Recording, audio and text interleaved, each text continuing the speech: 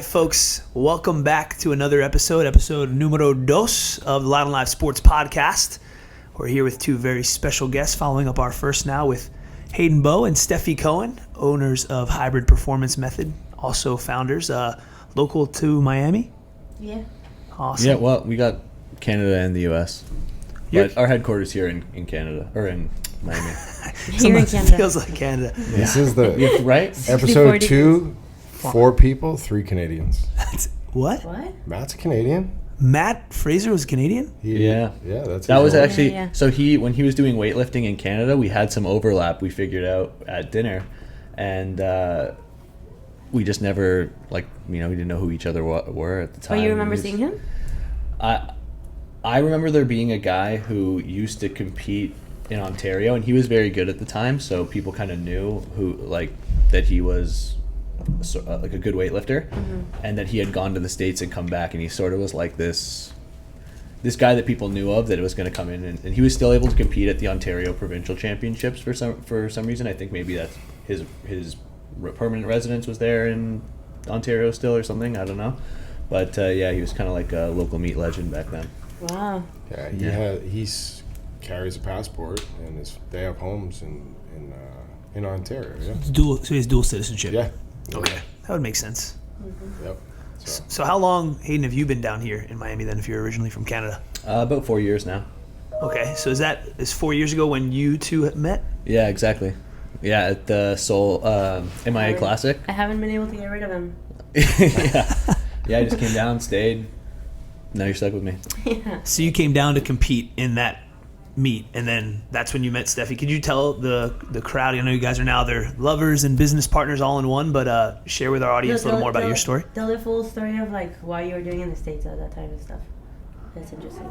We were doing sort of like a nationwide tour with Working Against Gravity at the time. So we were just a road trip, me, my best friend Francesco, who is now our head nutrition coach.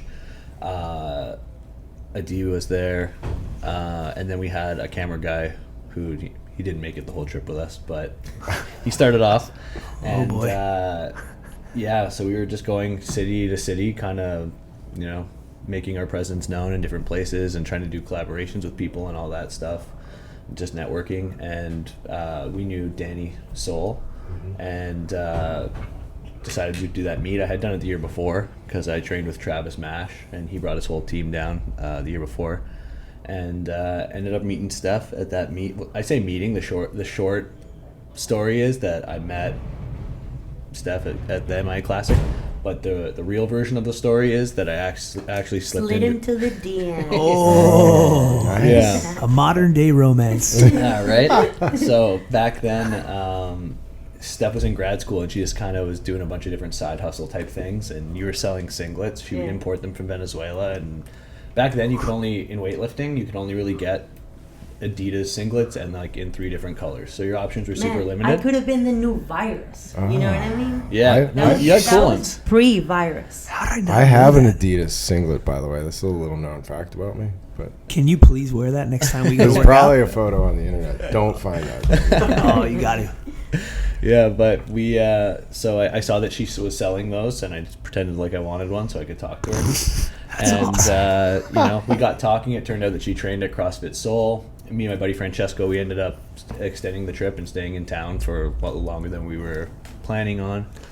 And after that, we just started taking a bunch of trips together. I kept flying down to Florida to see her, and it got to the point where the business was online, and there was nothing really keeping me in Toronto necessarily. So I was like, might as well just move down. And so how quickly did you guys get into business together?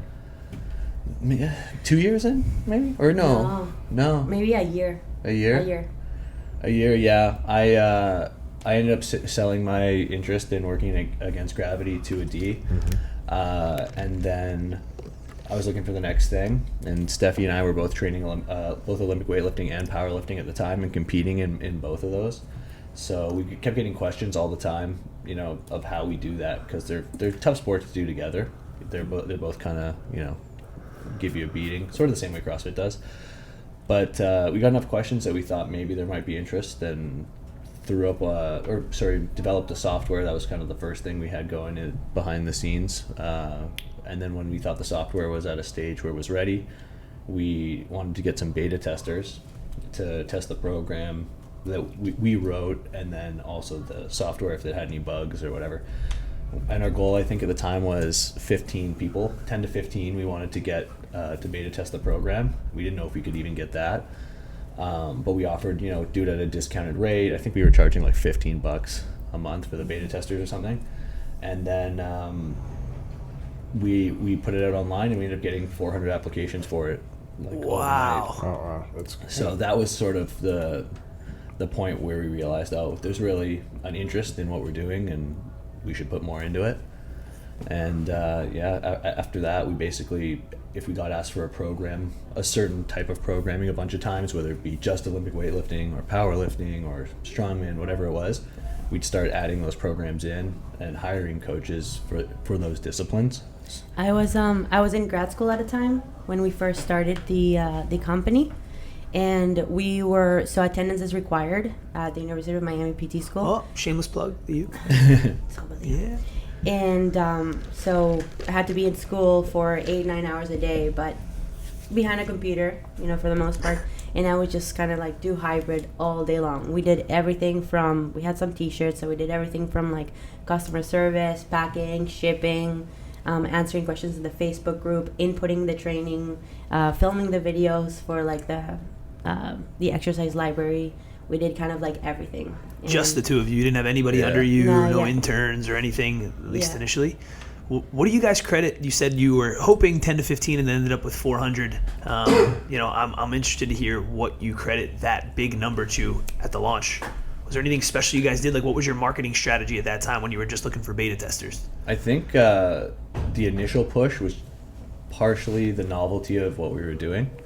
So, back then, there wasn't really anybody offering anything like that. That's sort of what we brand as hybrid style training, where our motto was look like a bodybuilder, lift like a powerlifter, move like a weightlifter, and it sort of encompassed all of the things that most people wanted to get out of the gym, which is being stronger, being athletic, and actually looking like you lift too. So I think that sort of was interesting at the beginning. Also, the Instagram space was smaller back then, so we didn't have like a big following, and we were pretty new. But I think we had like 3,000 followers at the time. I had more followers than her back then. That was big at the time. When Hayden started talking to me, I think he had like 12,000 followers, and I'm like, damn, I'm dating a celebrity. Yo. Damn, I'd never be able to get you now, huh? The tables have turned. No. Dylan, you had more followers at the time. I was like, around like, now I'm Instagramless Dylan. Yes. Yeah, but I think the novelty played a role. Also, obviously, CrossFit at the time was exploding, so that was bringing a lot more attention to the other strength sports, Olympic weightlifting and powerlifting. Powerlifting over the first couple of years that we were running the program exploded as well. So I think timing was really good, and the novelty of the program, and also I think a differentiating factor was the fact that Steph could put out informational content and educational content that was sort of a level above what a lot of our competitors were doing. Yeah, I think academic credentials also played a big role. Just the fact that I had gone to school for ex-phys, and then I was getting a doctorate in physical therapy. I kind of knew what I was talking about, kind of knew how to write. Still knows. I say kinda. No, you're really good. Right out of the, obviously you've developed a ton, but I think those things made a big difference, and also I think that we always, even when we were just very, very small and starting out, we always at least wanted the appearance of having a big presence and having a legitimate company. So right from day one, we came up with a company name. We presented it in a professional way, where I think a lot of the time, and a mistake a lot of people make, they'll just say, I like powerlifting, I want to do, have a powerlifting programming company, I'm going to just put, email me for programming. Right. They're not willing to take any risks whatsoever. Like, you have to register a company, you have to start building a company recognition and presence, and invest in a software potentially, and I don't know, put something into it, not just offer training via email. Right. That's the differentiating factor for you guys for sure. The user experience is way better. There's no doubt. With that said, from 400 now to where it's at now, what has changed about what you guys now provide to the market? And then two, where are you guys at 400 then? How many current subscribers, if you would call that, clients do you guys currently have? We're at around 10,000 now. Wow, that's a big number. So we have That's wild. Yeah. we have two sides of the company too, on the online programming side, in the online programming space, and that's training and nutrition. So on the nutrition side, it's a higher price point, but you work one-on-one with a coach, and you have weekly check-ins, 24-hour access to them, and all that stuff. On the training side, it's less expensive, and you get a templated program, but something that was sort of enabled us to continue to increase the value that we put into those programs is every time we release one, it gets added to the membership. So when we had one program, it was $40. But now then we have had 16 2, 3, programs 4. for Yeah. $40. So now it's you have access to 16 that you can switch through at any time, and I think that's been helpful for us as well, because our goal was always to be the one-stop shop, sort of for all things fitness.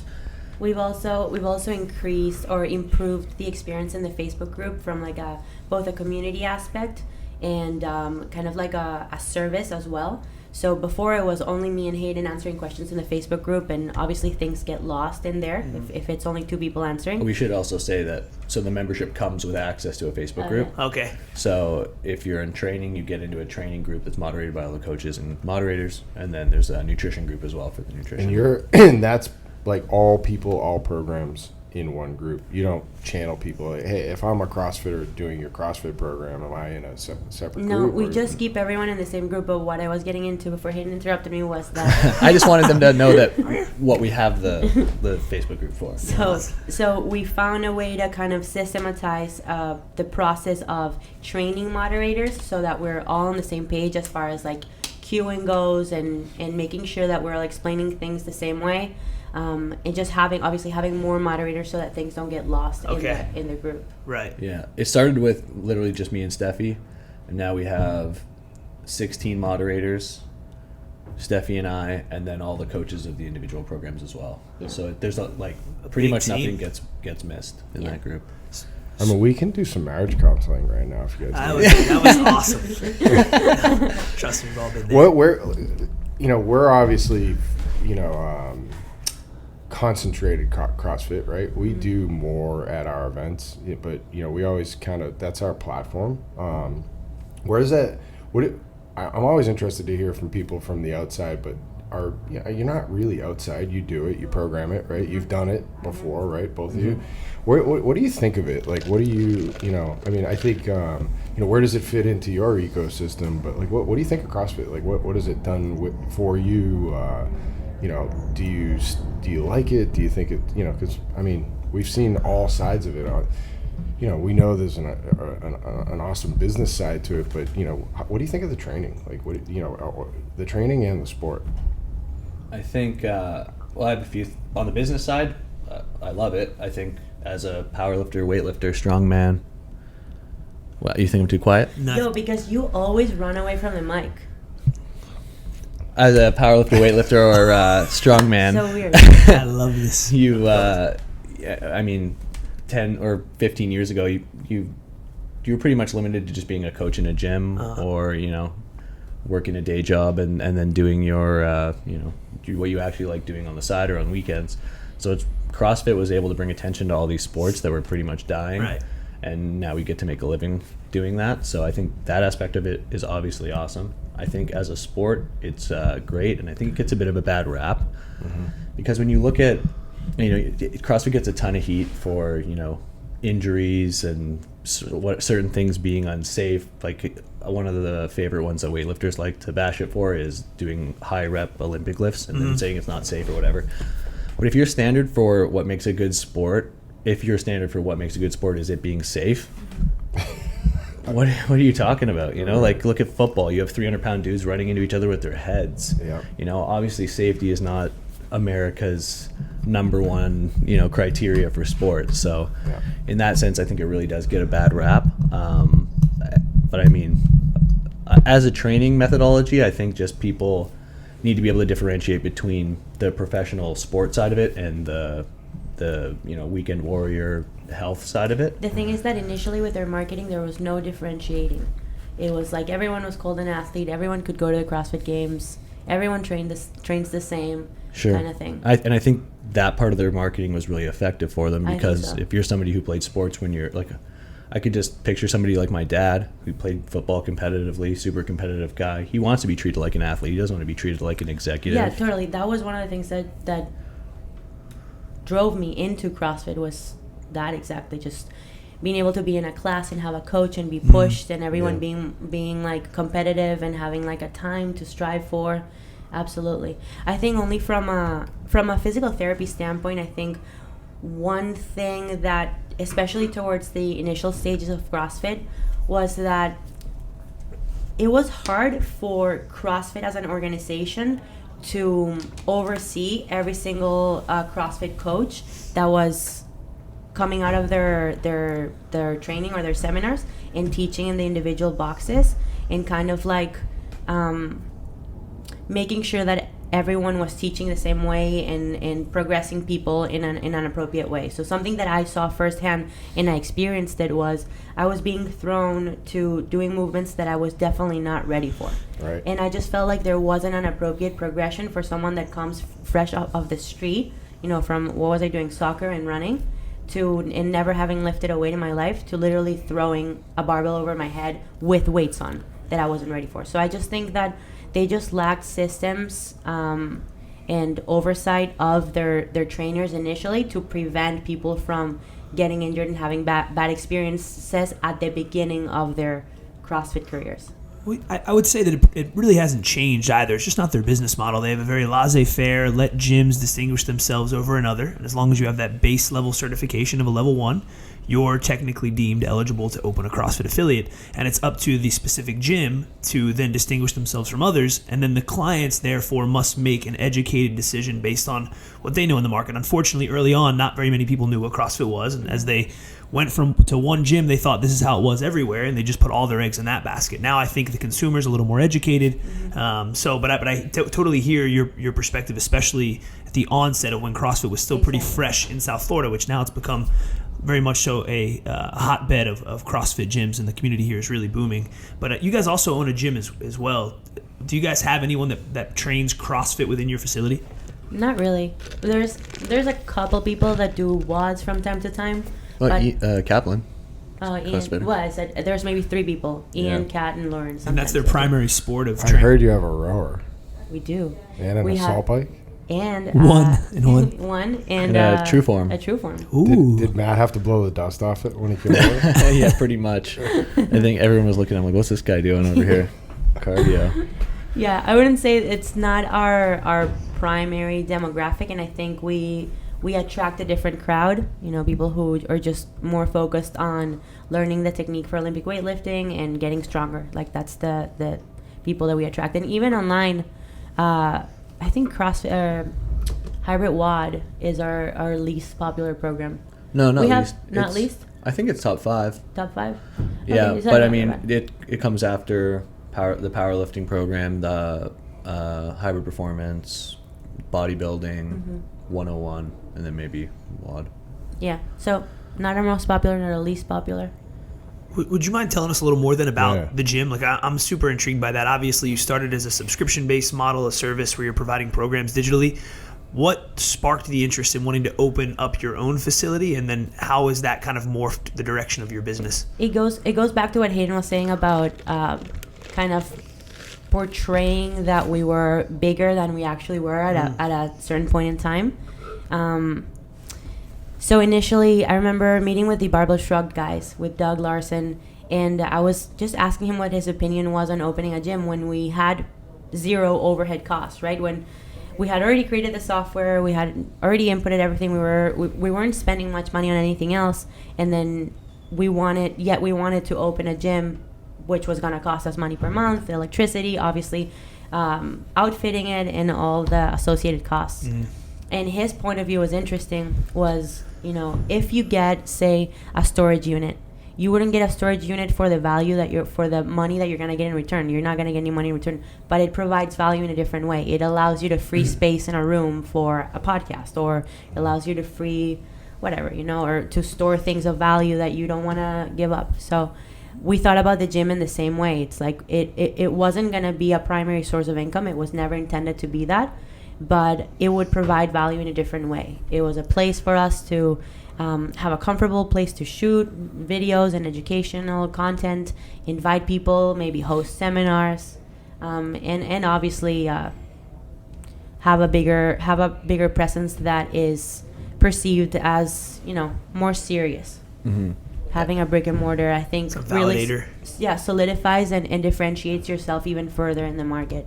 Yeah, I think also there was a small part of it that everybody, if you come up in powerlifting or weightlifting or any sort of strength sport, you want to own your own gym one day, and we were in a position where we could sort of facilitate that and have members, basically subsidize us having our own place to shoot and use and look professional. So that was hybrid one. It was just a little space. People would come there and be amazed at how small it was compared to how it looked online. Online, it looked like this massive place, and not because we tried to make it look that way or anything, but just for whatever reason. And it had really high ceilings, and if you took a picture in a corner, you couldn't tell relative to the rest of the spot how big it was.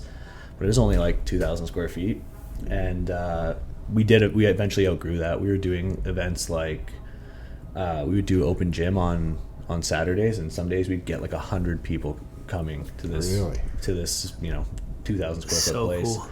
So it got a little bit nuts there, and we ended up just earlier this year moving to a place that's over double the size now. Okay. Does everybody kind of do their own thing? Do you have anything? Do you have like group classes or none of that? Any coaching? Yeah. Well, now we have Fernando. Yeah. We did for the longest time. Fernando Reyes. That's right. Yeah. We would just do open gym, and then we'd organize Saturdays at 1 were like team training. So if you wanted to come and train with the hybrid team, you could do that for free. But we just recently brought Fernando Reyes in, who's multiple time Olympian, and he's running weightlifting classes there, 2 in the morning, 2 at night. 2 in the morning. Yeah. But what? 2 a.m. 2 in the morning, not 2 a.m. Right? Yeah, 2. Oh, I took it the way Steph did too. I'm like, whoa, no, you got 2 some morning classes really? there. I never knew In the middle of the night. Like, please explain why a 2 a.m. class makes sense. He's participated at Wadapalooza, right? Yeah, he's competed in the weightlifting win? face-off. No, he took second.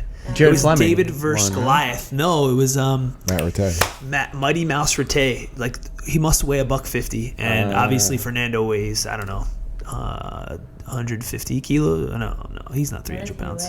Huh? What does Fernando weigh? He's 300 pounds. Wow, yeah. So He's then a big man. those two head to head. We have a Canadian coming down who Bodie asked me to coach him at Wadapalooza. Nice. Really? The young Bodie. Yeah, Bodie Sanave. Yes, I've met him a couple times actually. He's awesome. He said he was doing Toronto. the weightlifting. The face-off. He must have already Yeah. signed up. Yeah, I haven't checked it. Yeah, but he'll put up some crazy numbers. He's probably the best weightlifter to ever come out of Canada. He's a strong really? kid. Yeah. That's always been an interesting event. I mean, we had Jared Fleming This in the past finals year last year against Mighty Mouse. Yeah. Yeah, lifting in jeans. We had Alyssa Ritchie 1 year, and that thing's continuing to grow. It's just a cool format. Yeah, I like it. Have you done it? No, but I thought I tried to get you to 1 year. I was like, Steph, we really need year one. It was a brand new concept. We're like, please, will you please compete? And I think after that, I've messaged you or someone every year being like, hey, can I get in? And then I start training, and then I'm like, no, I can't do it. Do you guys still Olympic lift? Very randomly and not that often. Sometimes we'll jump in with Fernando. Yeah. When he's doing something and we feel inspired to do it. But not that often. I mean, we could still do decent numbers. It'll take me like an hour to warm up to put a barbell over my head. Yeah. But after I do that, I think it's like riding a bike. Yeah. I think I can relate to that. Huh? I can relate to that. Yeah. I think at any point during the year I could do at least 80 kilos, at least a 176 pound snatch, and at least a 100 kilo clean and jerk. Yeah. Dylan, can you do that? Yeah. I don't think so, not anymore. These days are over, but wow, that's impressive, Steph. Not bad. I've known Steph for a really long time, too, by the way. I've known her since she was in undergrad, and I mean, I think it's a funny story, but I would love for you guys to share also like your come up and how you guys got to where you were personally from an athletic perspective. And I don't know if you want to start, Steph. Just Yeah, sure. Where do I start? I played soccer in Venezuela for the national team. And since then, kind of sports have been part of my identity and something that was really important to me growing up. And when I moved to the States, I moved with the intention of having a scholarship and continuing to play and hopefully play professional soccer. Obviously, that's the dream of anyone who plays for a national team. But it was hard for me moving to another country and having to learn a new language and take tests in English and also figure out cultural norms and just way too many moving pieces. I felt really overwhelmed, and so I decided to stop playing soccer and focus on my career and building trying to figure out ways to have more friends and my dynamics with my family, all those things. When did you come to the United States? I was 17. Okay. Yeah. So I stopped playing soccer, and then I thought I wasn't going to miss sports, but obviously I started looking for the next thing almost immediately, started running half marathons, tried triathlons, tried kickboxing, I don't know, a bunch of sports. And then I met Noah at UM, and he had the Canes CrossFit Club back then, and he's like, oh, Steph, like you're competitive, you should definitely come and try out this CrossFit thing. It's like at the beginning of it. And it had, like I said, the competitive aspect of CrossFit was something that really appealed to me. And I decided to go check it out, try CrossFit class, and I immediately fell in love with it. I started going every day with Allie Scotts, a friend of mine from undergrad as well. She's still doing it. She is. She lives Yeah. in Cali. Yeah. She's still competing. Yep. And it's been, what, like 8 years? She's gotten really good from, again, similar to you and just Yeah. kind of progressed quite a bit athletically. Yeah. I think she's going to vie for a sanctional spot somewhere. Yeah, that's crazy. Yeah, so from there, I had very limited barbell experience, and I wasn't very strong. Most of my athletic background was in endurance sports and running, so I didn't. I wasn't very good with a barbell. So I felt like in order for me to get better at CrossFit, I should get better at Olympic weightlifting and should get stronger. So I started taking Olympic weightlifting classes, and from there I met a coach at another gym where I was taking these Olympic weightlifting specific classes, and he basically got in my head telling me that I could go to the Olympics in weightlifting, that I was really good, that I had the right body proportions, that I was very fast, and I also enjoyed it. So I kind of progressively stopped doing CrossFit. First I toned it down to, I don't know, maybe 3 or 2 times per week, and eventually I just stopped completely and started focusing in Olympic weightlifting. And kind of like a very similar situation happened between from my transition from Olympic weightlifting to powerlifting. It was like I started getting, I thought I needed to get stronger for Olympic weightlifting. I said I'm going to take a break from weightlifting to get stronger, and then eventually just faded Olympic weightlifting out. Unintentionally. Unintentionally. Found a new love. Yeah, and Were you strong growing up? I mean, was that something you identified with? Like you were, if you pick something up or like No. if you ever touched a weight, you just knew. I never touched the weight until I came into a CrossFit gym. Yeah. Yeah, so Alright. I don't know.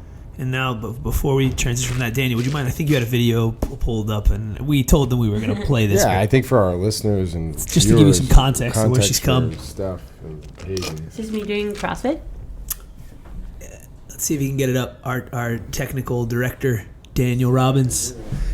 We may have to. We just said don't explain F it this. up. All right, there we go. Let's see.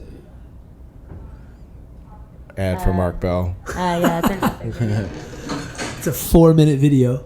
I know. maybe look for the part where I lift the Oh, weight. it's the animal cage. Where's that? Yeah, what is that? Is that at the Arnold? I've seen this a lot in videos of you. In the cage? Is that Yeah. at the? I feel like I've seen that at the Yeah, Arnold. this is insane. Where is This that? this At is the Arnold. Columbus, Ohio. Oh, okay, okay. Arnold. Yeah. This. Look It's at the amount of honestly, people. it's not a sanctioned meet or anything, but it might be one of the biggest attractions in powerlifting. Whoa. That's Yeah, no, I walked by crazy. that cage. I couldn't even get within 10 people of the cage. Yeah, Is that the most you've ever deadlifted? No, there's right another now? one coming. No, that was 530. yeah. This is the next one's the heaviest.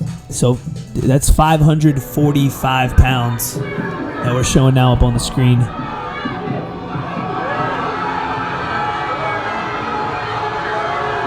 Wow. Now, did you go there knowing that like, was that the goal for 5:45, or you just got inspired? And Going into the cage, I was having a terrible prep. I was feeling really weak, achy, my back, and I had no idea what to expect for the cage. And what was that, like a 15 kilo PR? It was huge, whatever it was, but it was. I don't know. The cage is just it's a crazy environment. There's nothing like that. It's called the animal cage, and it literally feels like you're animals in a cage when you're in there. Like people are outside just freaking out. It's like this like weird. You have people like right in front of you screaming with cameras on, and behind climbing you up and on on the the side cage. climbing on. It's like really crazy. I experience. go to the Arnold every year. I walked by it. I walked by this. You went this year. Yeah, that's. I gotta. You should stop by this year. Was that this last year? Yeah, I've done it 2 years. No, that was the year before, so 2018. My stomach. I've never seen that video. That was the first time I saw it. I just knew he had it pulled up, and my stomach is in my throat right now because that just gave me jitters. Yeah, that's really cool. Now, do you get in there too? Yeah, I didn't lift. I was just there, supporting and helping out. But it's pretty funny. I always say, like, I was jealous of her experience in a healthy way, But when I was a kid, in high school, I used to watch the animal cage and all that stuff, and I just thought it was like the coolest thing. I was like, oh, one day I want to be in the cage. I didn't know I'd be there helping my girlfriend out though. It's so cool. How would you explain like what the people that lift in the cage? That's kind of like It's a showcase for like the strongest athletes in the world. Basically, is what Animal tries to put on every year. So, whatever you want, whatever. They'll invite a certain number of people, and those people will do whatever their best thing is usually. Or sometimes they'll get people to compete head to head. If there's two guys that are like fighting for the best deadlift in the world or something, they'll do that. What was the guy who got rhabdo? What? Oh, so one year they did a competition between these two guys. So it was back and forth who could do. I think it was 600 pounds. Who was it? Rob Hall and Forsaken Warrior. Yeah, Steve. Forsaken Warrior is his his Instagram. Instagram That's handle. what we're gonna call him. And so it was one guy had to do a deadlift with 600 pounds, and then they gave 30 seconds for the next guy to do it. And guess how long they went for? No. What, back 600 pounds back and forth, 30-second rest in between. How long? Wait, one rep, rest 20 seconds, next person goes. So just one every 30 seconds. 20 minutes? An hour. What? No. yeah, they did. I don't know how many reps that was, but anyways, the one guy got his hands just basically all the shredded? Skin was like just The ripped off entire his hand was ripped off. Like he couldn't close his hand for a whole month. Oh, longer. I don't think he could Or train more. properly for months. No. What? So every 30 seconds for an hour, 600 pound deadlift. 600 pounds went up. And- So you've done half of it. And the Yeah. guy got liver failure. The other guy got rhabdo, right? Rhabdo. So you're saying just 60 total reps of deadlifts then, because it's every 30. So I think I think they did Something maybe like like that. High 50s 40 something. something. Yeah. We'll look it up after, but yeah, it was crazy. But they'll do things like that are just insane. Yeah. That's crazy. Could you participate in that? What you have a massive number on your deadlift. I think maybe this year, I don't know, I might do something with Stefi. There's a few animals doing like a competition thing, like Team Cohen versus Team Dan Green. And then, I don't know, we might do a hybrid thing in there. So yeah. But I mean, I'm not like the same level that Steph would be for, It's like our body weight to body to weight. be in the cage, you have to earn it. Yeah. Earn it. Are you through- saying he hasn't earned Dude, it? this is great. Yeah. I mean, That's hey. exactly what I'm saying. No, I mean they'll have guys in the cage like who are deadlifting 900 pounds. Got it. No, wow. you got to have a number that it's sure. recognizable. What is your top number? In deadlift? Yeah. Deadlift 665. You're such But a CrossFitter. I'm a better What's squatter. your top number? Well, I mean, What's your friend time? what's your friend time? Yeah. Yeah, UPR. 665. That's great. What's your biggest Crazy. lift overall? Again, yeah, I'm definitely a CrossFitter. Squat 700 in squat. Ooh, damn. And what do you squat, Steph? 5'10". That's wild to me. I do not squat 5'10". So my question for you two, obviously, you're lovers, business partners. Is there any degree of I see it now. Is there any degree of competitiveness between the two of you, like healthy competitiveness? Oh, healthy and unhealthy. I think athletically, it's like the most unhealthy that it is. So one time when we first got the True Form, I was like, "Damn, this is sick. We can see who can get the highest top speed, right?" So was it that day? Yeah. And then that evolved to like a series of challenges. But anyway, so I'm like, okay, let's see who can get the highest top speed. So Hayden goes and he gets 24.8. correct? Is it kilometers I per can't hour or remember. something? How is the true form measure? It might be. There's Can be kilometer and both. miles per hour. Can Yeah. be So both, I'm yeah. assuming you weren't running 28 miles per hour. So I'll Yeah. kilometers. say it's 28 Yeah. kilometers per Okay, hour. 24.8. And then I went, and guess what I won? 24.0. That's pretty good, all right? I'm Yeah. 5 feet tall. He's 5 There you go. foot 7, and he's also a male. 5'9". So, Equalizer. anyway, so I think, but why did we go to the next challenge? Because we were, you were saying that the true form was like a good representation of who's a better runner, and I'm like, there's no way I'll crush you in an actual run. Like if we had to go a distance, it's not. So even then we close. did the actual run, and guess who won? Me. And then he's like, no, When I fell over. He tripped. fell. You This is fell. awesome. That's not my The fault. truth comes so out. You fell over. Yeah, he fell. Yeah, so it was like we did it on the turf at the gym, so you had to run to the end of the turf. Grab and a cone, and then grab come a back cone with the and come cone. back. And the first one I tripped and I fell. Yeah. And then she was trying to You refuse to go All right. against me again. She's like, no, that's it. I won. I'm like, well, come on. You don't want to win like that. How does that work? We actually have the footage, so would you roll it, please? No, I wish we did. That'd be really good. No, But yeah, but I if mean, you trip, the winner is the person that. I mean, but I'd want to do it again. Of So course. is your competitiveness one of these things that's comfortable for you two, but very uncomfortable for everybody that's around you? No, you it's guys- comfortable because we save the uncomfortable part for later. Oh, jeez, yeah, because So- you said healthy and unhealthy competition. I want to hear about so that. while we were in front of people, we were like, you Yeah, won. you're done. That was when funny. you were And then- refusing to verse me again, I was pissed. Yeah. And then I fell. when we got home that night, I'm like, you only won by 0.8, and that's only because you're a guy. All right, don't let it get to Do your it head. tomorrow. And he's like, but I won. And then it made a huge. We had like one of our worst fights that night. No Seriously, I'm way. like serious. That was like a you really guys, bad fight. You guys are amazing at content. Like this is another. Like you guys need to start videoing stuff. Well, like they that, started a putting out. podcast. They started a podcast. Do these kind of things come up on the podcast, or is it more Yeah. professionally based? No, yeah. Is it Yeah, both yeah. of We you have hosting? fun with it. Yeah. Why don't you let's give a little plug to the podcast that you guys just started. Obviously, we were starting ours. You guys are starting yours. Yeah, it's called Hybrid Unlimited. Okay. We chose the name because Stefi actually came up with the name because we didn't want to limit it to just fitness. We also fight over who comes up with what. That's Yeah. why he gave the credit because he knew Yeah. that I'd be contentious. If he said he came up with it, I got it. Yeah, so we didn't want to be limited to speaking about just fitness, so we do some fitness, some science, some current events, a little bit of everything. We have a few segments that are that we just do for fun, like a Florida man segment. There's always something going on with some crazy Florida guy story, so we do a part about that. Fitness gossip, all that stuff. Fitness. And then we mix it in with science. Mm-hmm. Science your topics. specialty. Yeah. What our last Florida man story was like this happened this week. A guy microwaved a microwave What? and Really? died.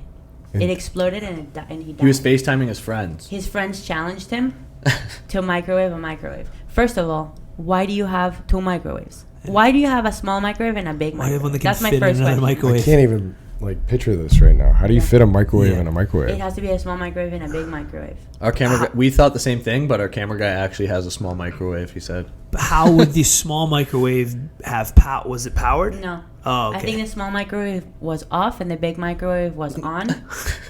This is a perfect topic of conversation to put on a podcast. This is great That's what content. I mean. And now I need to see the video. Content. No, there's not a video. Is there? No. No. He was Daniel, videoing his you're friends. video. failing Yeah. us right now. No content of the race. Actually, and I know I don't want to go back to this, but I am intrigued by, again, the dynamic between the two of you. Obviously, wear multiple hats, but from a business perspective, what role do each of you play within hybrid? So, like, you were mentioning the numbers. Who's most in tune to the numbers of subscribers based on program?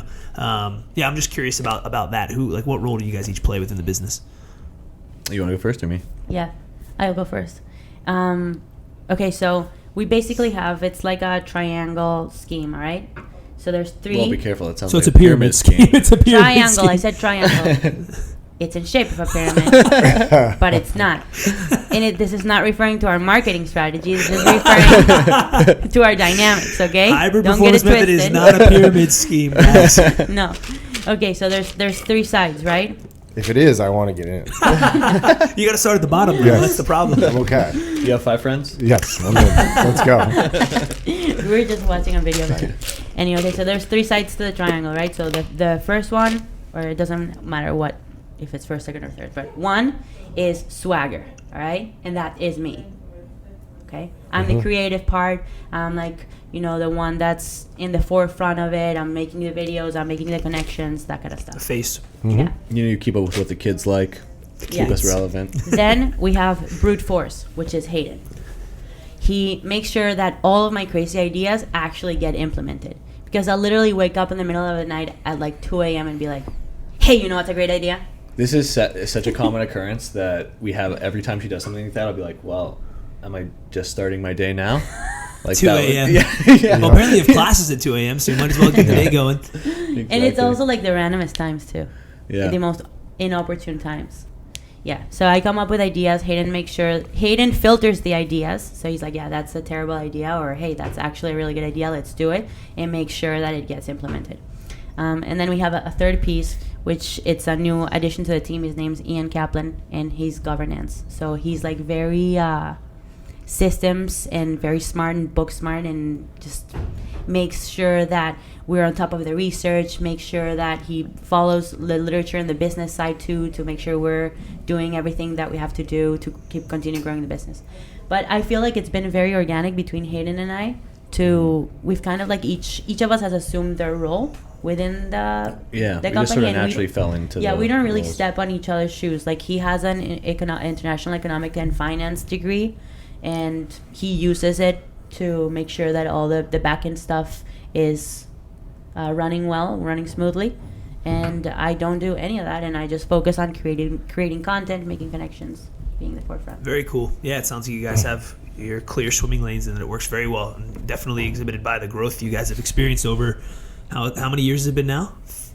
Coming up on the fourth. Fourth year, from 400 at the onset to 10,000. I still can't get over that number. That's so impressive. That is really impressive. What are your biggest challenges with your business?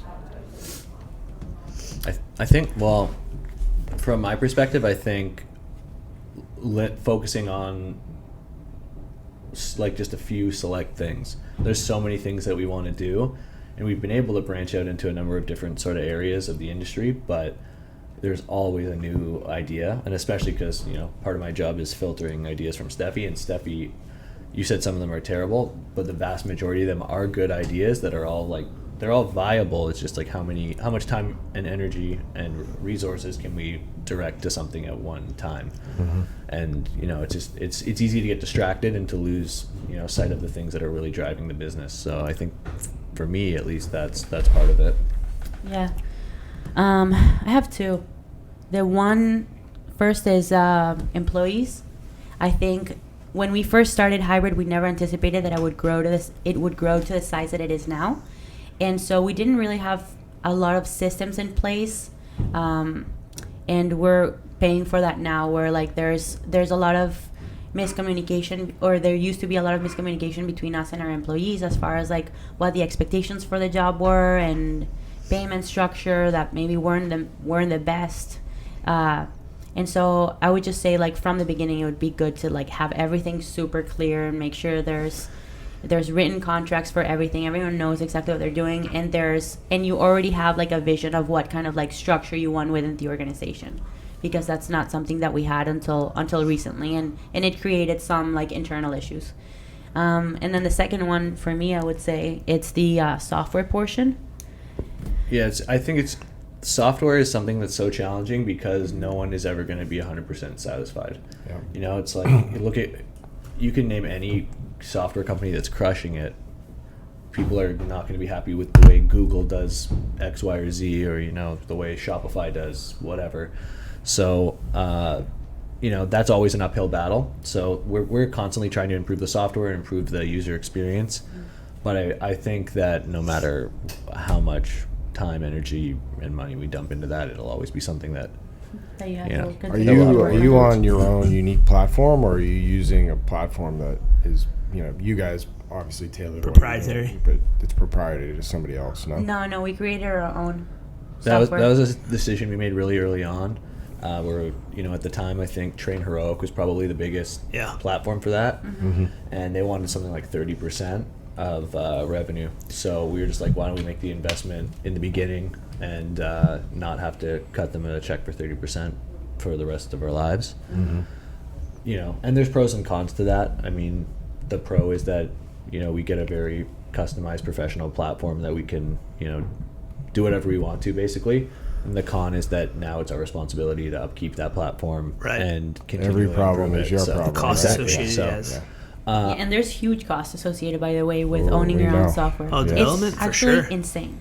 Because you think, or what I used to think is like, all right, yeah, you make the software and then it's done. But literally every month you have to do something to it. Something goes wrong. We need to contact the software developers because someone's having an issue logging in or inputting their training or whatever it is. So or we just have added. We started with maybe added 5 stuff, yeah. features, and now it's got hundreds. You know, Yeah. and every month it's like, hey, it'd be Functionality of cool the if the software. software had this or it had that, and we're always Yeah. updating it. Tweaking. and another thing is, another challenge I think is evolving with the space. Obviously, what takes you from 0 customers to 400 is not the same that's going to take you from 4 to 2,000 or from 2 to 10,000, right? Yeah. So it's just like finding a way to continuously evolve and make sure you're keeping up with what people want, and when people need, you give them that. What do you think that is? I mean, you know, you guys are, I'm super impressed, right? You know, where you're at, and you know, you've obviously continued to evolve, but what do you see as next? I mean, is it, you know, do you focus on the training side with the evolution? Like, is that what your foundation is and your platform is? Is it the science, the education? Like, where Is are it the you? merchandise? Yeah, You guys like, are. what is it for you? I think our base product is always going to be the training. You know, it's where we started. It's what people know us best for.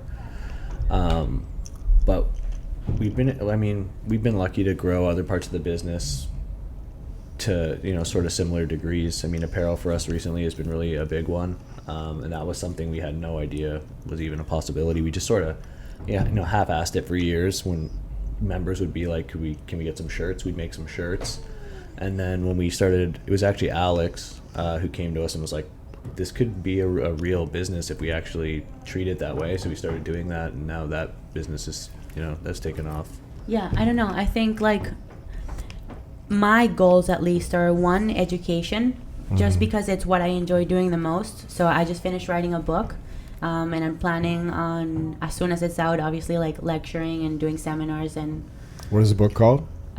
so it used to be called Back Under the Bar, but we just found out that there's another book called Under the Bar. So I think we're gonna change it. So we don't have a name just yet. We have to figure out. But it's about low back pain, addressing common myths, explaining people about the pain experience, what it actually means in terms of their back health, and then giving them clear strategies and a clear plan of how to get back to their previous level of function.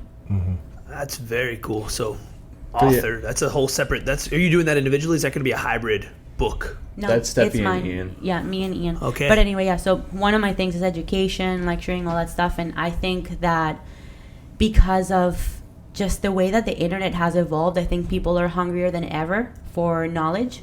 And I think there's a really interesting market there. Also, I think kids growing up, they really value the information that they can get online. And we're starting to see, and there's articles that have come up about that, about how different people's perception of formal education is nowadays versus in the past. So, for example, my parents and my grandparents, they really value higher level education. Like, you have to go to college and then you have to go to grad school, otherwise you're nobody. Like, even when I started dating Hayden, he's like, but he doesn't even have a master's degree. I'm like, he's doing well. Like, don't worry about him, you know? Yep. But younger people, younger generations now are, sometimes they don't even think about going to college, because they can get all of that education without the added financial burden. And so, yeah, so staying in academia, teaching, seminars, webinars, all that stuff is something that I think has a lot of potential. Writing hybrid textbooks for strength training, Yep. obviously that's something that we're getting into. But then also keeping the focus on training, because that's where we believe most of our market is. I think a lot of companies tend to lose sight of, they overexpand and they expand too quickly, and they lose sight of what makes them the most money. take Victoria's Secret, for example. They just recently went bankrupt. They were doing amazing. They were pretty much monopolizing the bra and underwear business until they decided to expand into making kids wear, right? And then it just totally backfired, and it didn't work out. They invested so much money. They kept pushing money into it, trying to grow it, and then it eventually just didn't work out, and they went bankrupt. So not losing sight of where we're making the most money and continue to building on that and improving it. So if the goal, for example, is to make strength training accessible and affordable to most people, that's kind of like, that's our mission. That's what we're going to focus on. So with that comes not only offering training online, but expanding into it. So maybe opening hybrid facilities all around the US to make it affordable and accessible for people. Facilities that are 24 hours, facilities that have trainers on the floor that can help you, that can guide you, that can educate you. Potentially my other idea was making a kind of like Peloton style hybrid box that gets delivered to your door, and you get the training. It's just cool. About fulfilling that mission and keeping the what makes you the most money in sight at all times. Got and it. Expanding core business. Yeah, it's funny you bring up the Victoria's Secret thing. Yeah, you have to respect the fact that they're trying to evolve, right? Like, it's a fine line from a business perspective. We deal with it, right? It's like, what's next? And if you're not evolving, you're dying, essentially, long term, right? But yeah, staying focused, that's the hard part. It's, what I'm interested in the kids thing. It's funny, we could have like a whole probably 2-hour conversation on academia. We just talked about it yesterday. Yeah, we were just talking about higher education.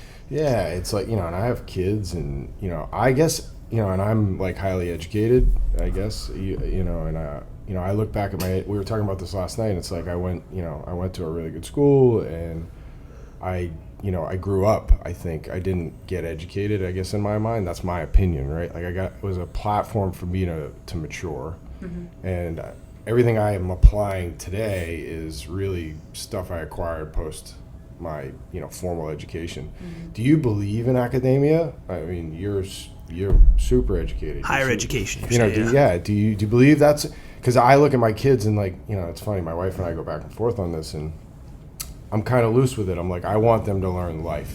The school thing, yeah, it's important. I get it. It's discipline. There's an evolution there. But for me, I know what I derive all my, skills and knowledge from at this point. And it really, it's not my sociology class at Boston College. It's, my time, changing oil at my father's car dealership, the hard knocks type of stuff. Where do you guys sit on that? Yeah, so obviously there is a lot of issues with formal institutions. But I think it's a matter of managing expectations, right? Like, why do you think you're going to undergrad? Because a lot of people have that same complaint. Oh, they're making me taking all of this general classes, general topics, and I'm never going to apply any of it. Like, why am I even sitting in this sociology or religion course? Like, that's not part of the exercise physiology curriculum or the pre-med curriculum. Like, why are we doing this? But I think that, and just looking back at the time when I was 17 or 18, you're not mature. You don't know what you want. You're so suggestible to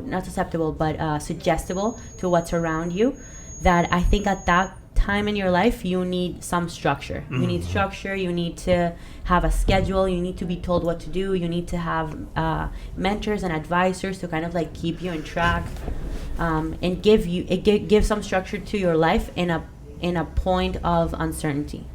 So while the knowledge that you get from college might not be directly correlated with what you're gonna do in the future, it's again the same storage analogy, right? Like, it's still providing some form of value and providing a platform for growth indirectly.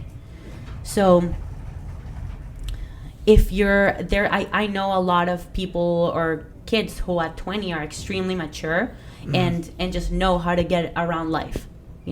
I also know a lot of kids that at 20 know nothing and are a complete piece of shit. That they need, like, right. I was there. No, I get it. Yeah. So for me, like, I really needed that structure. So again, it depends. Like, do you need it or do you not need it? And then there's the other point. some professions require you to have an undergraduate degree and Correct. require you to have a graduate degree and require you to pass the licensure exam, like physical therapy, for example. You could never be a PT if you don't do undergrad, grad school, and licensure exam. So depends what you want it for. And that's not to say you can't get any of that information online, because you can. You can buy a book, you can go to seminars, you can watch YouTube videos. Pretty much all the information is out there. In fact, most of the professors in undergrad and grad school post their lectures online. Right? So it depends. What are you going to school for? What are you hoping to get out of it? And just making sure that those expectations align with what you're actually going to get. But it has pros and cons. You're an employer though, right? Like, is that important to you when you hire somebody? Like, I know that it's funny you say that. Like, I look at a resume, I very rarely even pay attention to the educational side of it. Experiences. Obviously, you need, like, if I was hiring a physical therapist, I would want to know that, right?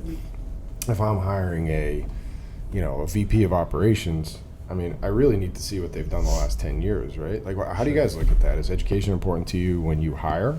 I think in certain ways, yeah. But my take is a little different than Steph's in that I just think school teaches you sort of the hustle.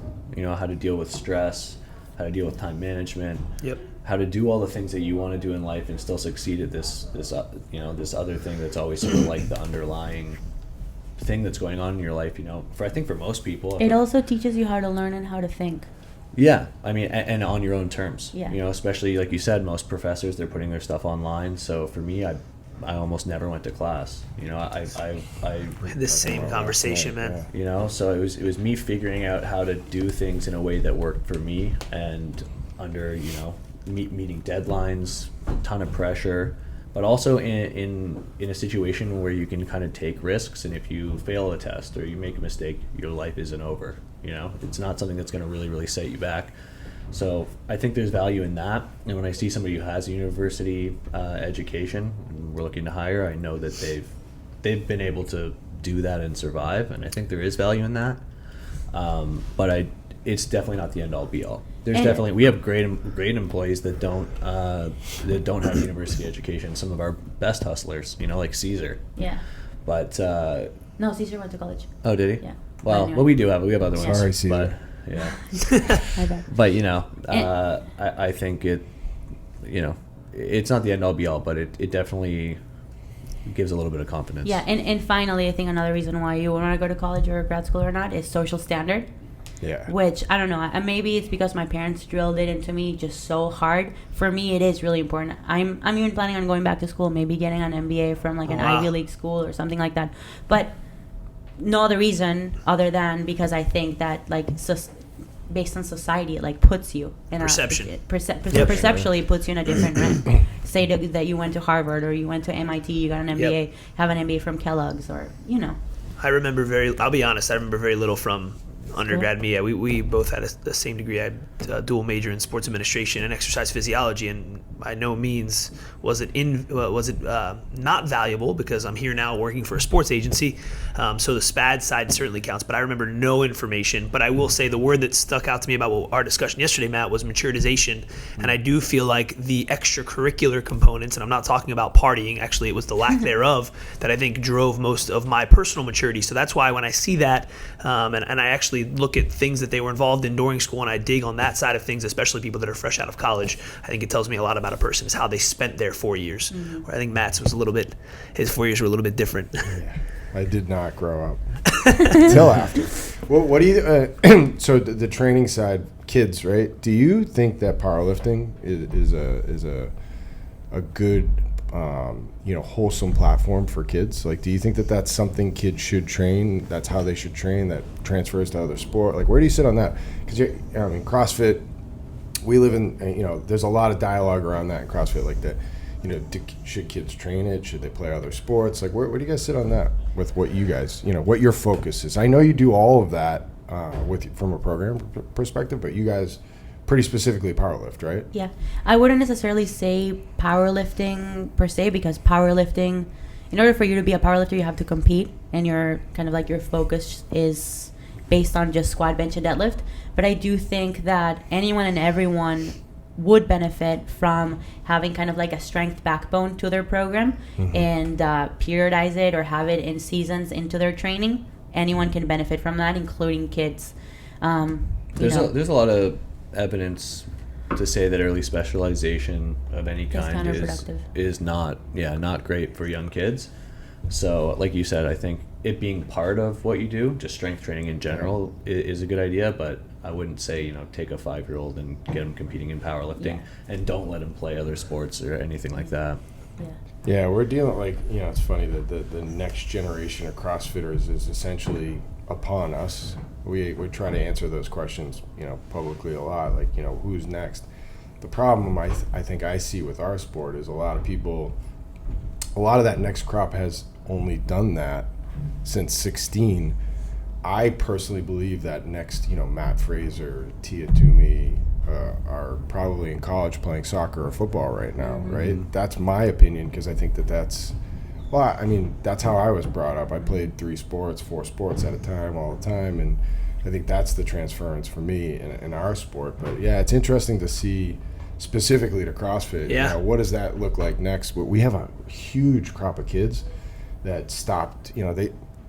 The boom, I would say, was, we were such a obtainable sport for a long time because it was so new, and guys like Matt walked in and, he was second at the games in his second year doing CrossFit, and they're like, shit, I want to do that, and I can do that, and I think I can almost touch and Very feel attainable. the games. There's obtainable. Very attainable for the average Joe too. That's what you said was attractive to you when you started. Yeah, it's like it's not anymore, but there were a lot of kids that look at that, and there's all these 16-year-olds that are now 22, 23, and they're getting hip replacements. That's the and, crazy it's part to me. Yeah. Crazy what's going on, because they don't move well. They weren't, it's all what you were saying before too. But yeah, I don't know where I'm going with that, but it was just super. I don't know if it's prolific, but it's certainly been highlighted more so because there's some high-level teens that are coming up in the sport that have not been able to reach that prime of their career because of injuries that have offset them in the CrossFit space specifically. So yeah, I'm wondering that. I think his question was more in line with, is there something they can do to hopefully prevent that from happening early on as they're looking to progress to a high level in their career professionally with CrossFit?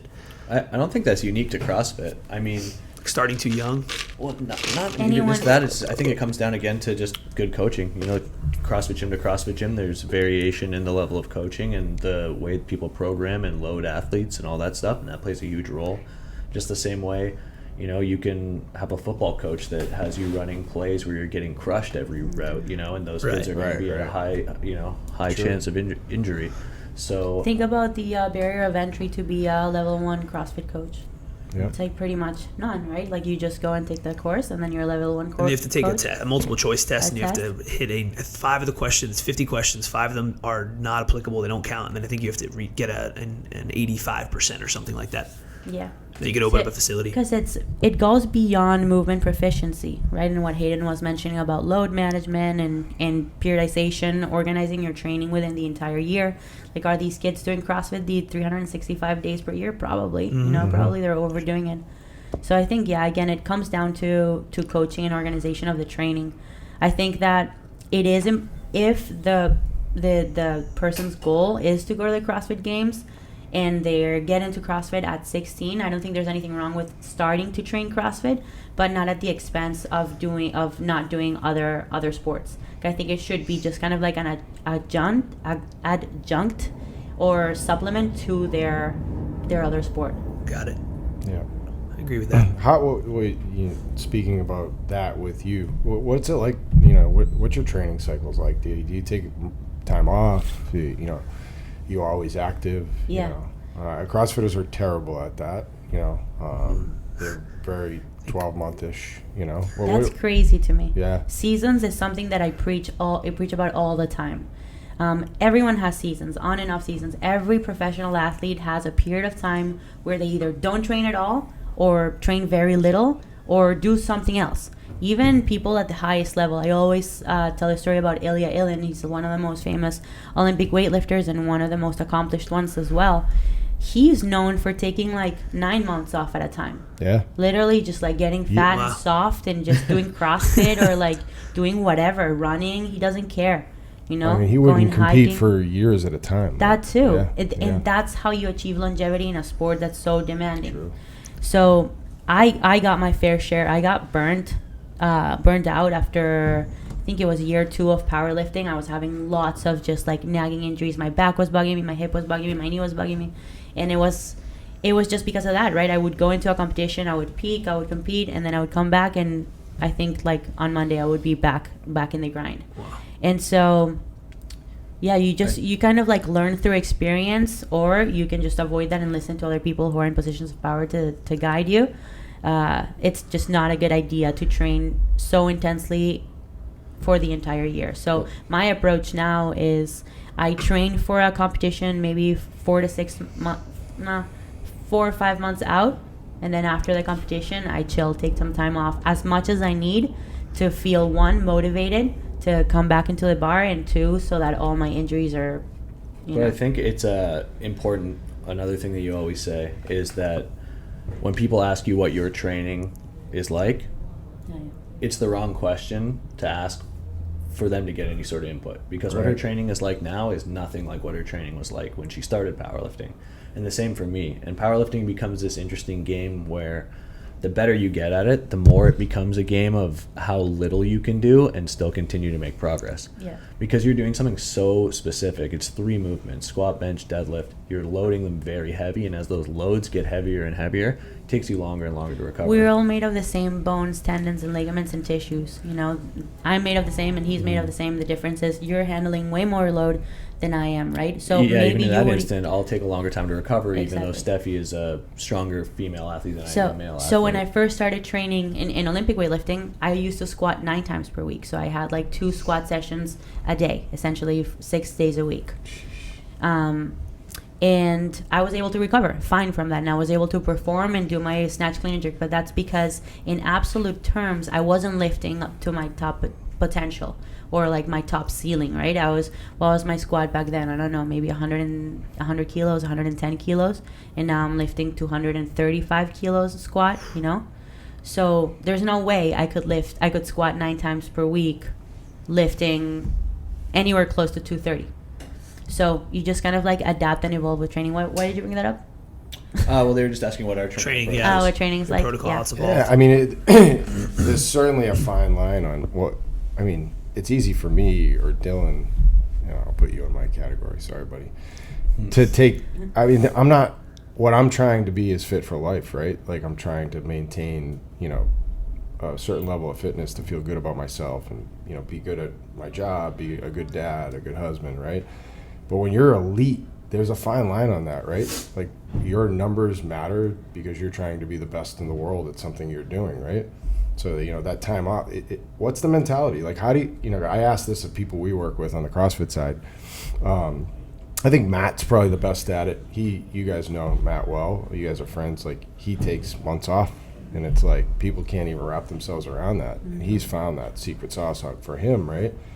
But, like, you know, it's when do you start to worry, like, am I going to be able to deadlift 545 again? You know, have you just learned over time that time off is the way that you do deadlift that consistently and more? Exactly. Yeah. You do need a certain level of reassurance, and that's where Hayden comes in. Obviously, I'm not gonna say that it's easy to take time off and have full trust and confidence in yourself that the program that you're following, that you will be able to get back, because at the end of the day, there's no guarantees. But there's no other way to do it once you're at the elite level. Like, you can't just keep hitting your head against the wall and trying to train 365 days per year, because just your body doesn't allow you to. Trust me, like, not even if you want to. Not even if your willpower and your determination, consistency is like the best of everyone. And trust, how bad do I want to train 365 days per year? Like, I would be in the gym every single day, you know, but my body doesn't let me. So sometimes it takes some reassurance, you know, externally. Hayden is great at that, just telling me to trust the process. You know, you don't need to be strong 365 days per year. You need to be strong when it matters, and that's during competition day. And all pieces fall into place for that day. You know, it's a very specific kind of like cycle that you have to go through. And it's okay for strength to have it ebbs and flows and to come and go, as long as you do what you always do, and that's just train hard a few months out of the meet. Is there something annually you're like, and I'm sorry for not maybe understanding this as well about your sport, but is there a touch point every year that's, is it the Arnold? Is it a national meet? Is it a world meet? What is it that you focus on? For me, it's the cage, also because I'm sponsored by Animal, and so I'm required to be there and put up a show. And then there's... And do you put up, like, the show? Yeah, Like, it's when crazy. Stefi's lifting the cage, it's pretty cool. Even Animal said last year, like, we've never seen it this crazy. That's Yeah. awesome. People go nuts when you go It's in the like cage. 6 lines of people outside of the People cage. on other people's shoulders, people That hanging and off that the cage, yeah. it might not be anything for you guys, CrossFit, because CrossFit has so much exposure. But for powerlifting, it's crazy. Powerlifting Doesn't compare. is a small sport. But yeah, it's cool. So yeah, we have the Arnold, the cage, and then there used to be another meet that had a pretty big cash prize again for powerlifters. That was called the U.S. Open, but I don't think that meet it's not growing, and it'll probably go away. So that's where our contribution comes in. So we're trying to put up right. the center meet, kind of like for everyone to come and go and put up a show, and it be like the event that people prep for. And when is that? So tentatively, hopefully, it's June 28th. We ran into some issues choosing our event management company, so now we're switching to someone else, thanks to Matt for connecting me. So if everything goes smoothly, June 28th. Very cool. And tell us a little bit, is there a name for it where people can spectators come? Is it going to be broadcast? Tell us a little bit about it. I'm so pumped about it. So it's called the Kratos. Kratos in video games was adopted to be the god of war, but in Greek mythology, Kratos is the god of strength. And I wanted to be all kind of like Greek mythology inspired, to kind of pay homage to how strength sports started, and make it also an educational experience for spectators to learn about fringe and small strength sports like powerlifting and Olympic weightlifting, and eventually strongmen. And so we're going to have 570 competitors, 3 stages, 2 platforms per stage, about 100 vendors, and 45,000 square feet of venue space. And the goal is just to make it fun. First of all, make it comfortable for athletes to participate in. So for them to have only to worry about coming and lifting. That's it. You have your athlete VIP area where you leave your stuff. You have a massage area, sauna area. You don't have to worry about food or anything like that. The warm-up area is fully staffed so that people can load your bars and plates for you. Plate minions. Huh? Plate minions. Yeah, there's enough space. You don't have people on top of each other. The stage is professional. It's sturdy. It has a 6 screen in the back. There's replays. The whole thing. And that's something that a lot of the big competitions in CrossFit have done a great job at. Is yeah, making, you guys are crushing it. The athletes feel like professional athletes, And the spectators feel like they're at a real event, sporting event, like a yeah. sick. So That's something that, and it goes back to like the short-sightedness of people who put up these events. Like, I'm gonna eat, like this is gonna cost me a lot of money, right? Yep. But I'm willing to put the money up because I believe in what we're offering, and I think that it not only would benefit athletes, spectators, and vendors, but obviously us in the long run, and the sport. and the sport as a whole. Yeah, because So- I think that's what made it, like, something that I always thought was super cool about CrossFit was that level of professionalism. Yeah. You go to the games, people are treated like rock stars. The fans treat them that way. And it's like, it's an expectation at this point at those high level meets. We want to bring that to powerlifting and weightlifting, where it's not just, oh, there's in my dusty gym, we're gonna throw this meet, and you're all gonna be on top of each other in the warm-up room, and all the stuff that you get frustrated with at local meets. We sort of want to just eliminate that. Now, will you guys participate? I don't know. I feel like I can't. That might be a game time I'm decision. already stressed but out thinking about that. I would want to participate if I feel like I have enough control, then yeah, and if I'm ready, I'll do it. Yeah, we'll have to see. I don't know yet, but I might sit it out and just make sure everything's going the way we want it to go.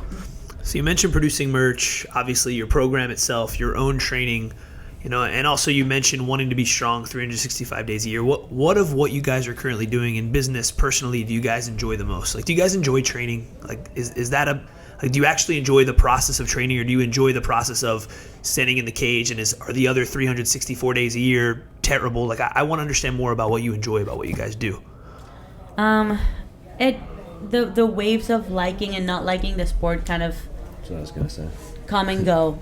Powerlifting is a very repetitive sport, unlike CrossFit, where you have so many different skills and movements and things and people you can train with. Powerlifting is not like that. Like, you're squat, benching, and deadlift.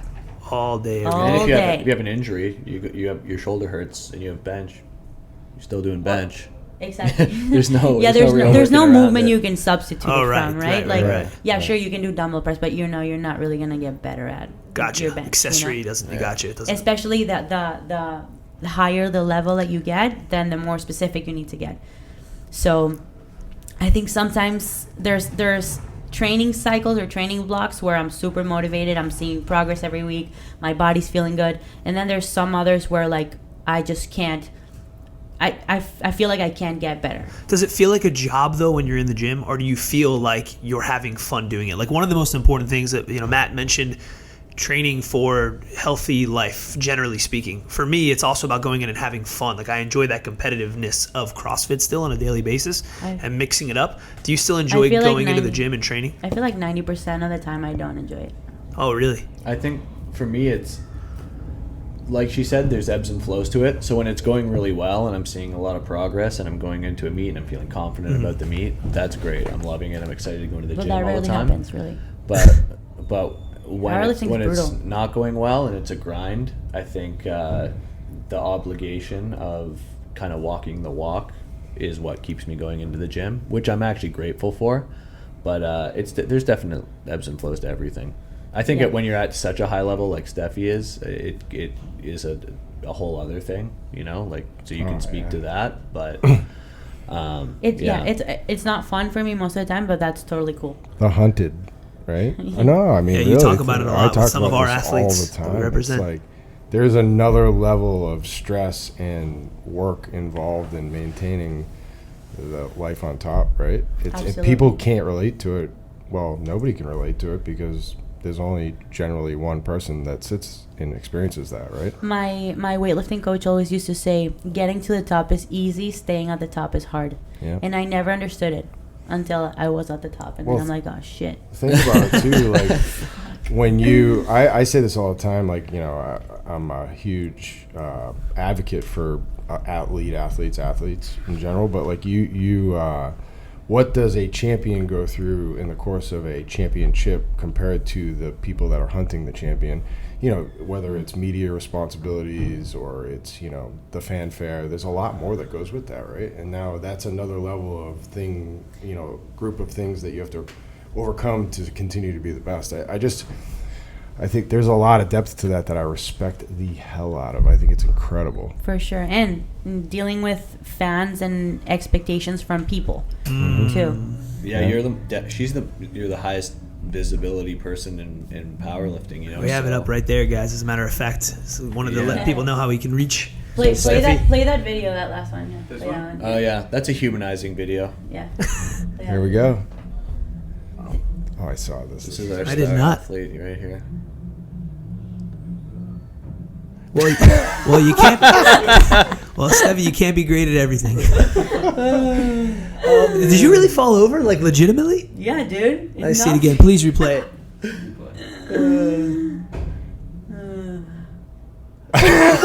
Knocked her over. How heavy was that ball? Did you just swing and miss? Yeah, she did. Oh my god! Honestly, that's the first sport that it's gonna sound arrogant, but honestly, that's the first sport that I just terrible at. Well, it's Scroll not a real down. Like, I sport, just so it's okay. absolutely terrible. It is a sport, okay, Hayden? Someone wins and someone loses.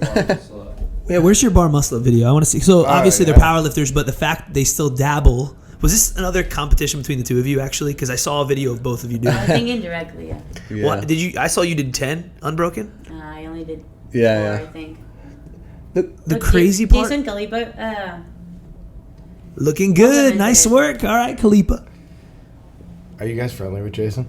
yeah. Yeah. Cool. Jay's great. 240,000 views. Did any the majority of your followers? Do you know if they're CrossFitters, powerlifters?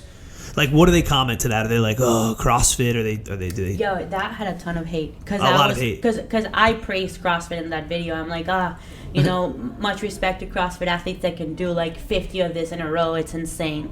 And they're like, CrossFit isn't a sport. Can you go to Hayden's? I want to see Hayden's video too because I was so impressed. I think, who did I watch that with? Did I watch it with you, Daniel? I don't know. I forget who I watched, but somebody. Right there. Up. Oh, right there. Right, yeah.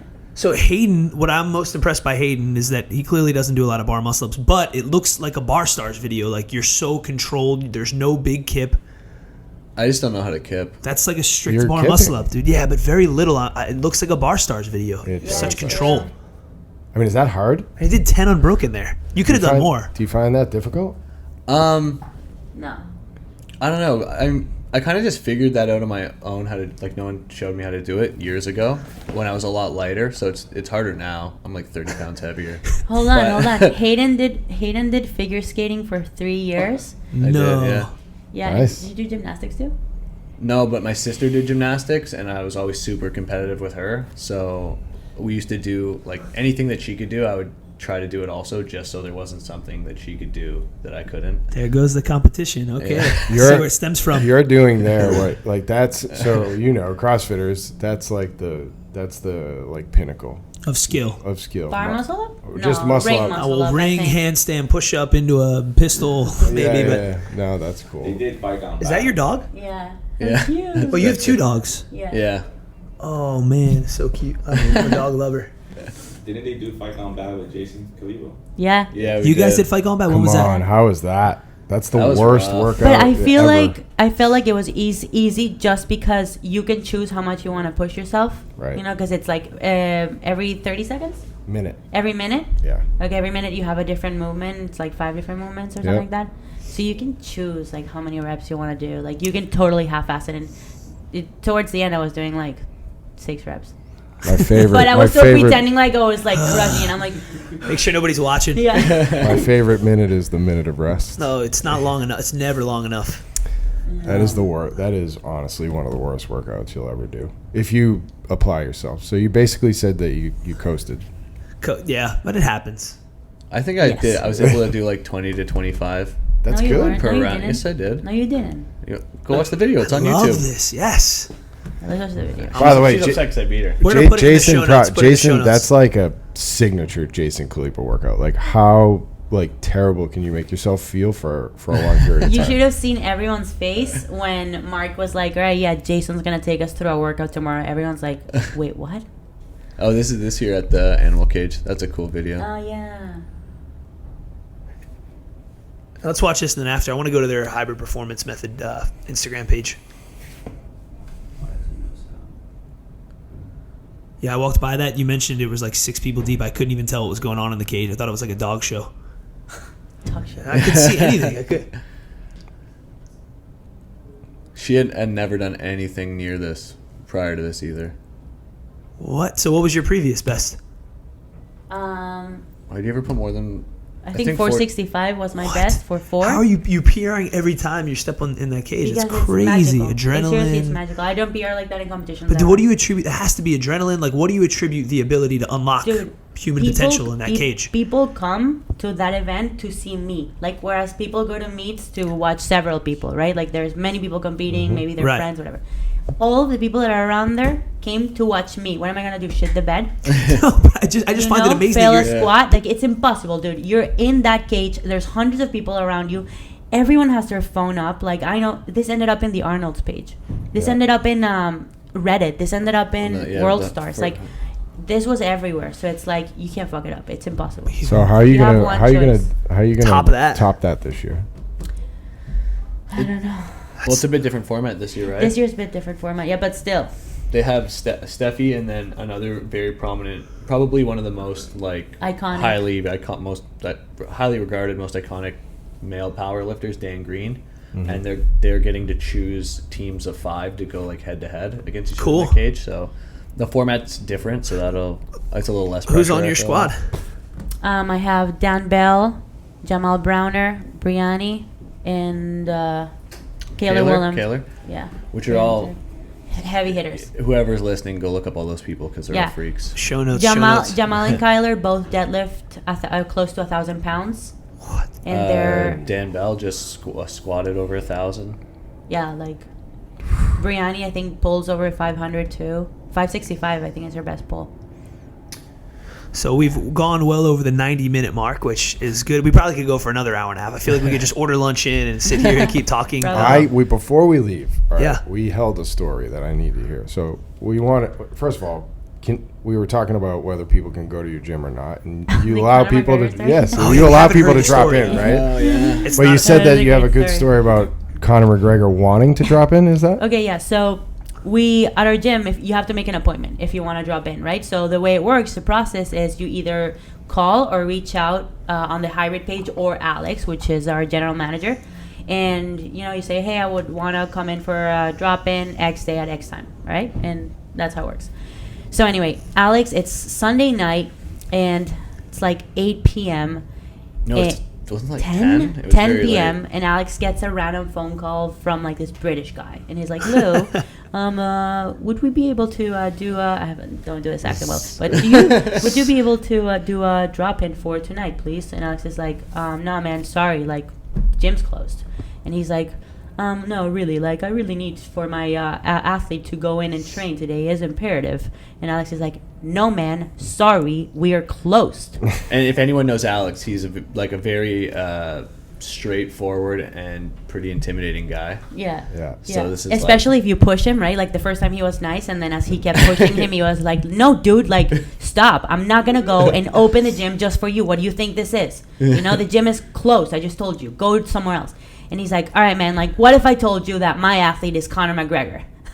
And then Alex goes, "Well, in that case, I'll be there in 5 minutes." So he did come and train.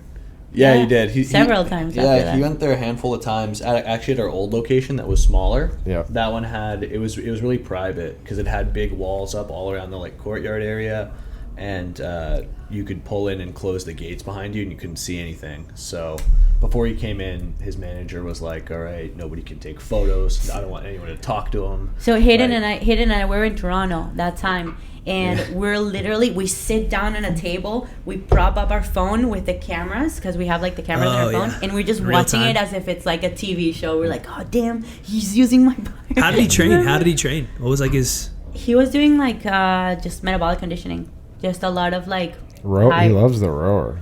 What was he doing? He's doing Push press, a bunch of belt squats. belt squats. Push.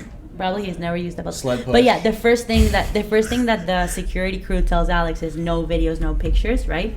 And Alex sits in the back of the bench, and he's like, and they spot him. He's like, I'm sure they're used to that, like propping the phone up. That's awesome. my God. That is such a good Now, story. have you guys spent time with him since? Because he's been in No, now. he came we in were like always a out of handful town when he was in. He came maybe like 5 times. That was also right before he got in a little bit of trouble where he smashed that guy's phone in South Beach and a bunch of other stuff. Oh, He right, punched right. some guy in a bar. He probably Being was like a 70-year-old guy in a bar. Yeah. Yeah. So I don't know if he's been back to Miami, I don't know. but I don't know he where was he's here at. for like months. So just while he was here, he was training there. Yeah. He would He's come coming in at back? night. Yeah. To Miami? No, Well, he's coming out. He's to gonna the fight? UFC. To fight, yeah. January 18th or something, right? Yeah, man, I want to watch that fight. Yeah. And that's not going to be an easy fight either. No, I think people are underestimating. The People guy- are totally underestimating. the- That guy has the most amount of wins in the UFC. Well, Cerrone, right? Yeah. He's a CrossFitter, by the way. I didn't know that. Like major. Oh, yeah, really? Yeah. He drops in CrossFit gyms around the country when he. There's a lot of those MMA guys that do a lot of CrossFit. I mean, it's It perfect makes for sense. what they do. It's Yeah. perfect. Yeah. Interval training for sure. Oh, that's cool. So outside of that, my question to you guys as we start to wrap things up here, obviously we've learned a lot about your business. What would be the best way for people to get in touch with you guys individually? And then obviously what's the best way people can get involved with Hybrid? Buy a t-shirt, subscribe, talk to us. I think everybody has Instagram pretty much, so Instagram's a great way to find us at Hybrid Performance Method. Otherwise, check out our website. It's just hybridperformancemethod.com, and from that site you can learn all about the programs. You can chat 24 hours a day to our customer service. There's a little chat icon down there. Apparel's all linked through there. That's pretty much the in shop for everything. your event will be that will be the hub for your event, or will it be separate, or? We'll post about it on here. Yeah. It'll have its own website, but And likely its own Instagram too. and its own Instagram, but we'll blast it everywhere. We'll Great. make it as visible And I as would possible. agree. I want to plug the merch again. Your merch is sick. I recommend everyone go and buy a T-shirt. And I appreciate Thank you, it. appreciate it. Well, and again, date for event is June June 28th. June 28th And 29th in Miami. Yep. in Miami, in Wynwood. Great. Yeah, Awesome. I'll be there. You can find me, Hybrid Apparel is where you find the clothing, and you can find me at Stefi Cohen. You can find me at Hayden.Bowe. Perfect. Well, with that said, guys, I feel like we could have gone on for another 2-3 hours. So have to have you back again sometime very soon. You're right in our backyard, so I hope you guys will come back on. And thank you for the time. And that'll do it for episode number 2, Loud and Live Sports Podcast. That is a wrap.